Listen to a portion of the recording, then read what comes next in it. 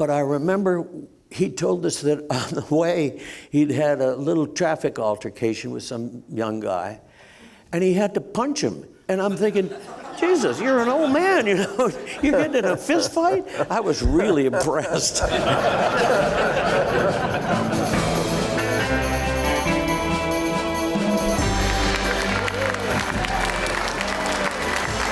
Rob Word. Welcome to A Word on Westerns, and today we're going to go back to one of the shows that I loved as a kid.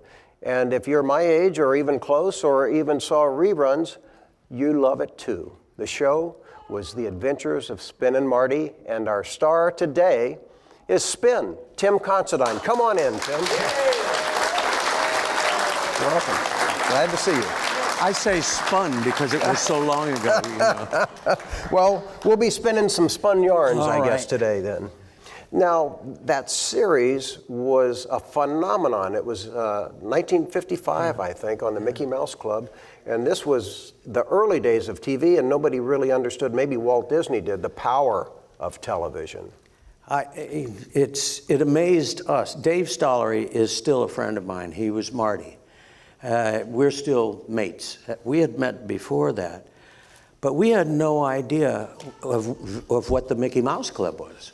We were just doing a play out at, you know, the Golden Oak Ranch, which Disney now owns, but they didn't own it then, oddly enough. But we didn't know about the Mickey Mouse Club. We didn't know that they cut it into 15-minute segments. It was one story for us. And we had no idea of fame or anything like that. I mean, we were just doing our thing. So you thought it was just a movie that Disney was producing. It was shot in the summer, I would assume, because there's so many kids in it. Did know it. I mean, I think we knew it was for television, but it was presented to us as one story, you know, so we just showed up every day and we continued the story. I know personally, I had done one of my retirements from the business. And at what age? Probably 13, 14. I had one experience that wasn't fun. That was it. I said, I don't want to do this anymore. My parents were in the industry. My father was in the industry for many, many years. And he knew about kid actors. He knew what the pressures were, and I was just a kid, and they were not really anxious for me to do this. My agent was actually a family friend, and the kind that you call uncle when you grow up. There's some people that are so close to your family, you call them Uncle Sam. There was this cattle call for kids, and I was bashful at the time. I mean, I was not an actor, and there was this scrum in this room, and I was like, you know, outside of it, and it scared me. But I had like my blankie was a little race car that I had in my hand. And this other kid came around the scrum and said, that's a really neat car, you know. It's a C-type Jaguar, if anybody here is into cars. And we struck up a friendship, Stollery. Really? That was when we were, what, 11 or 12 years old. And were you both cast in that film? We were both in that film, and so our friendship, you know, continued. Terrific. And then afterwards. When you were cast as Spin, how did that process happen? Well, as I said, I had retired. So you came out of retirement it to was play. it was never a career for me. Mm-hmm. It was just something I did because it was fun, and when it wasn't fun, that was it. I'm out of here. And I had an experience that wasn't great, and I said, I'm not doing this anymore. And my family said, fine. You know, they didn't care. Disney is doing something. Well, it was the Disney show was on every week, and Disney was like Red Skelton to me. My ears went up. And, your mouse ears? No. No.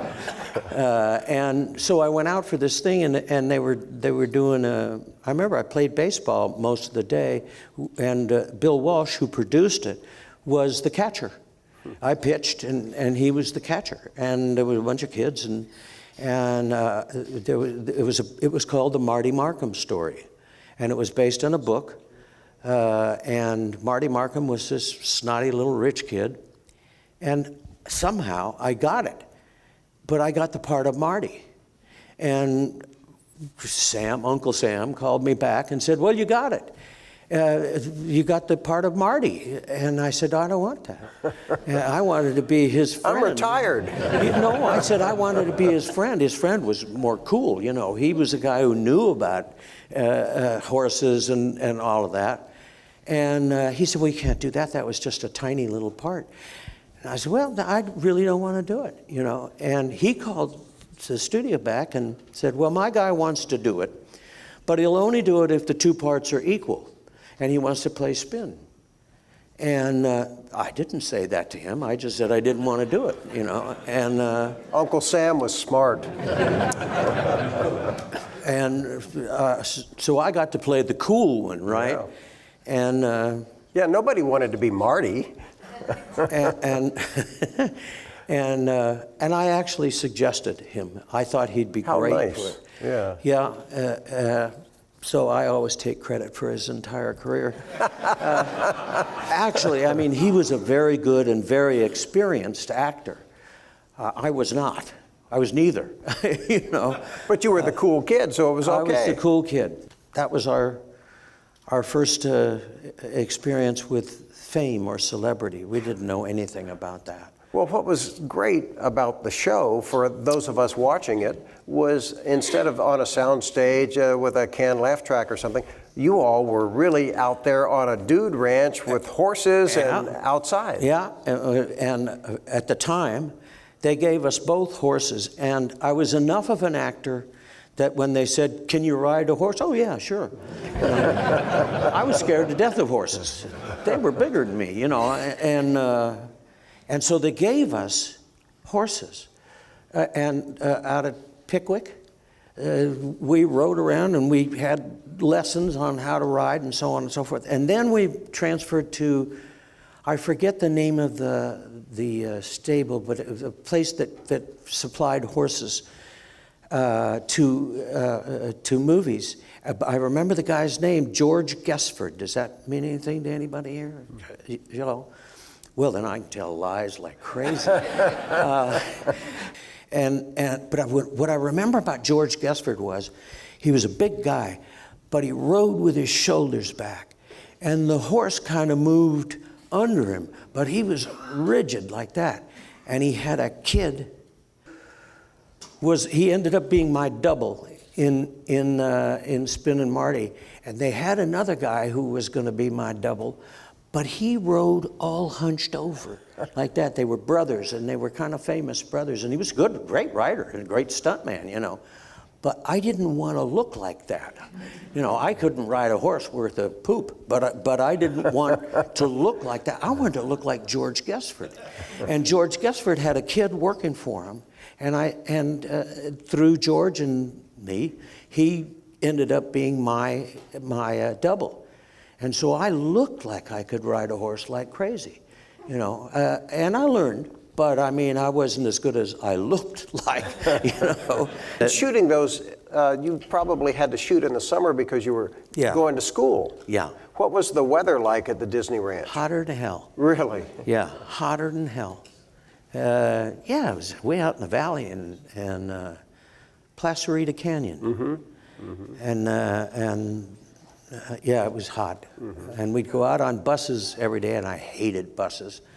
But when we got there, it was pretty much playtime, you know. And how long were the days for you kids? There were very strict limits at the time. Mm-hmm. You had to be so much school, and the school, well, at that time, the school could be 10 minutes, and then you were out shooting, you know. And what do you learn? You know, it takes you that long to figure out where you left off, which explains my ignorance. And later they said, no, there was a minimum time, and I forget what it was, like 30 minutes. You had to be in the room 30 minutes. That was a minimum. But at the time, it was nothing. Mm-hmm. In the summer, we didn't go to school. Right. So, but in the rest of of the time when I was working and stuff. It was 10 minutes or whatever. You had one of the great character actors, actually a couple in that series, Harry Carey Jr. Oh, yes. Dobie. Dobie. Yeah. The only other time I've been at the Autry Museum was with Dave Stollery and Dobie. And I remember he must have been in his 70s, which I am on the long end of that now. But I remember he told us that on the way he'd had a little traffic altercation with some young guy, and he had to punch him. And I'm thinking, Jesus, you're an old man, you know, you're getting in a fist fight? I was really impressed. And then they showed some film before we came out, and we were all in the back looking, and none of us knew anything about what they were showing. You know, it's like, do you remember that? No, I don't remember anything like that, you know, and none of us could remember. But that's the only other time I've been at this museum. Did Walt Disney ever show up on location? Oh, yeah. Mm-hmm. What was he like? Yeah. Oh, he was wonderful. He was very quiet. He was not, you know, a big-time loud boss with a retinue of people around him. He was quiet. A lot of times when we shot in the studio later and for other series, somebody would say, Mr. Disney's here. What? Where? You know, he would sort of sneak in at the back. But he was very nice. Soft-spoken.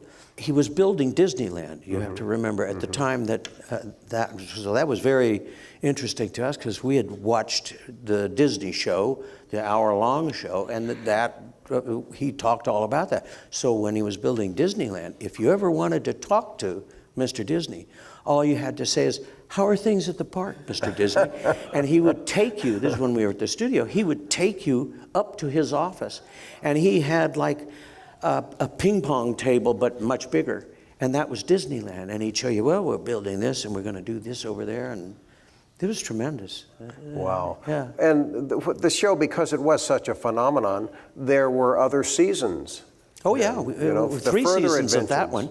Annette also. Yeah. And the other one, the Hardy Boys. Yeah, the Hardy Boys was big, too. You and Tommy Kirk. Right. Yes. Right. Those were good. Made me start to read because of those. Really? Yes. My mom said it was comic books, but I said, no, it's the Hardy Boys. Mine was the Oz books. That's the only thing I read, you know, was the Oz books. Tim, it's been great having you here, and I want you to know that a lot of us grew up watching those Spinnin' Martys, and they still mean a lot to us, and we want to thank you. Well, thank you, and thank luck. For me, I always say, thank God there's no justice in this world for my life, you know? All